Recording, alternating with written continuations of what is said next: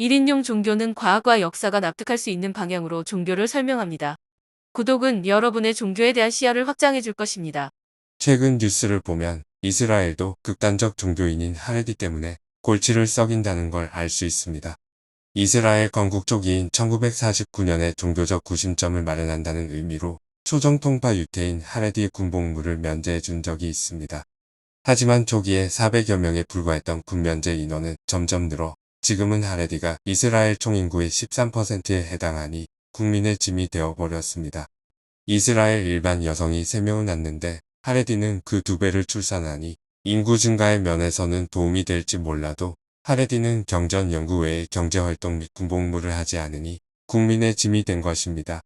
이스라엘 헌재는 하레디의 군복무 면제가 위헌이라고 판단했는데 하레디는 이에 반발해 시위 중이랍니다. 한국도 각종 종교인이 사회의 불쾌함을 유발하는데 국민의 짐인 하레디에 비하면 그 꼬라지가 낫다고 해줘야 할까요? 지난 영상에 예루살렘 히브리 대학교 성서학과 석좌 교수인 크놀 교수가 출애굽의 인원이 종교인 레위 500명이라고 추정한다고 했습니다. 저도 그 500명이라는 수치가 의심스럽고 이 영상을 보는 여러분도 의심스러운 숫자일 겁니다. 히브리대 성서학과 교수조차 수십만 명이 이집트를 탈출해 시나이 반도에서 40년을 산 증거를 발견하지 못해 궁색한 대답을 하는 겁니다. 현재 이집트 땅인 시나이 반도에는 60만 명의 사람이 거주하고 매년 꾸준히 오는 관광객까지 합친다면 140만 명이 살아가는 땅입니다. 하지만 청동기 시절인 출애굽 당시에는 시나이 반도에 140만 명이 존재한다고는 상상조차 할 수 없는 일입니다. 다시 한번 말하지만 출애굽은 단 한 번에 일어난 이벤트적인 사건이 아니고 오랜 기간 동안 벌어진 일입니다. 이집트에서 군복무하던 모세가 파라오에게 의심받고 군대를 탈출해 시나이에서 정착하고 거기서 눈에 보이지 않는 야훼 신의 개념을 정립합니다. 호세아를 여호수아라고 발음하던 모세는 야훼도 정확히 발음하지 못해 여호와라고 발음하니 이건 모세가 말더듬이 수준이 아니고 셈족 언어도 능통하지 못한 이방인이라는 증거입니다. 남북 이집트의 오랜 전쟁의 신물이 남북 이집트의 힉소스 셈족들은 시나이 반도의 모세의 소문을 듣고 소규모의 인원이 시나이 반도로 탈출하기 시작합니다. 그리고 아모세의 남이집트군이 북이집트의 수도 아바리스를 10년 만에 함락시켰을 즈음 아마 모세도 아바리스의 남인 일부를 이끌고 시나이 반도로 탈출했을 겁니다. 그럼 모세가 이끈 무리의 총 규모는 어느 정도 됐을까요? 실은 저도 이걸 잘 모르겠습니다. 시나이 반도에 고고학적 증거를 남기지 못했을 정도로 적은 인원인 것은 분명하고 모세가 이들 무리를 한꺼번에 일률적으로 통솔하지 않았음도 분명합니다. 왜냐하면 시나이 반도에서 유목 생활을 하려면 목초지를 따라 이동해야 하는데 한꺼번에 대규모로 이동하면 목초지가 일순간에 망가지기 때문입니다. 성경은 모세를 따르는 무리가 한꺼번에 이동한 것처럼 묘사했지만 저는 이들이 소규모로 쪼개져 각자 이동했을 것이며 종교적인 모임이나 명절의 경우에만 잠시 모였을 것이라 추측합니다. 저는 앞선 영상들에서 모세가 단순한 종교 지도자가 아닌 원나라 건국 이전의 몽골처럼 이목국가의 지도자라 설명했습니다. 하지만 모세의 재능은 장군으로서의 군사적 재능과 야훼라는 새로운 신의 개념 정립 등 종교적 재능은 있었지만 정치의 재능까지는 없었던 것으로 보입니다. 아론의 아들들이 시나이 반도 국가의 권력을 모두 차지하고 모세의 혈육 등은 완전 배제되었기 때문입니다.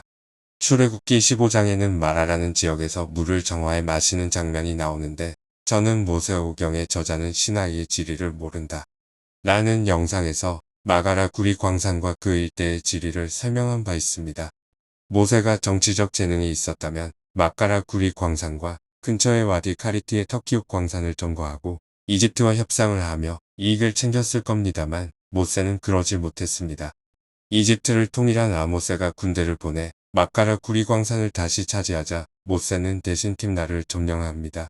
구약에는 딥나로 번역되었고 솔로몬 왕 시절에는 에시온게벨로 불렸던 이 고된 구리 광산이 있었습니다. 모세오경에는 구리 광산에 대한 언급이 전혀 없지만 제가 개인적으로 수상하게 여기는 부분이 있습니다. 출애굽기 19장 16절부터 나오는 모세가 시내산에 올라가 야훼에게 십계명을 받는 부분입니다. 번개가 치고 천둥 소리가 나며 짙은 구름이 산을 덮는데 야훼의 등장은 불 가운데에서 나타나고 온통 연기가 자욱했고 온 산이 진동했다고 기록합니다. 이 풍경은 야훼의 등장이라는 점만 빼면 대장간의 모습이 연상되지 않습니까? 제가 추측하기엔 어쩌면 최초의 십계명은 돌판이 아닌 구리판에 새겨진 것이 아닐까 생각이 듭니다. 청동기 시절의 구리는 그 자체로 화폐의 가치를 지녔고 무기를 만드는 데 쓰이는 재료이며 각종 장신구를 만드는 재료였습니다. 청동기 시절의 모세라면 그 귀한 십계명을 흔해 터진 돌판이 아닌 구리판에 남겼을 것 같습니다. 학자들은 시내산의 후보지를 시나이 반도에 있는 험하고 높은 산 중에 하나일 것이라 추측하지만 저는 어쩌면 시내산이 산이 아닌 마카라 구리광산 근처일지도 모른다고 여깁니다.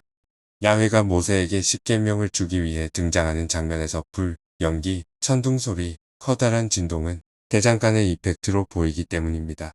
모세 및 동행한 이들이 주물을 만들어 거기에 굴이 녹인 샘물을 부어 십계명판을 만들었을까요? 그게 힘들다면 애초 구리 원석에 십계명을 새긴 걸 수도 있습니다. 그리고 한 가지 더 걸리는 부분이 있습니다. 구리판에 혹은 구리 원석에 새겨진 십계명은 어떤 문자로 기록되었을까요? 이건 99% 이집트 문자로 기록되었을 겁니다.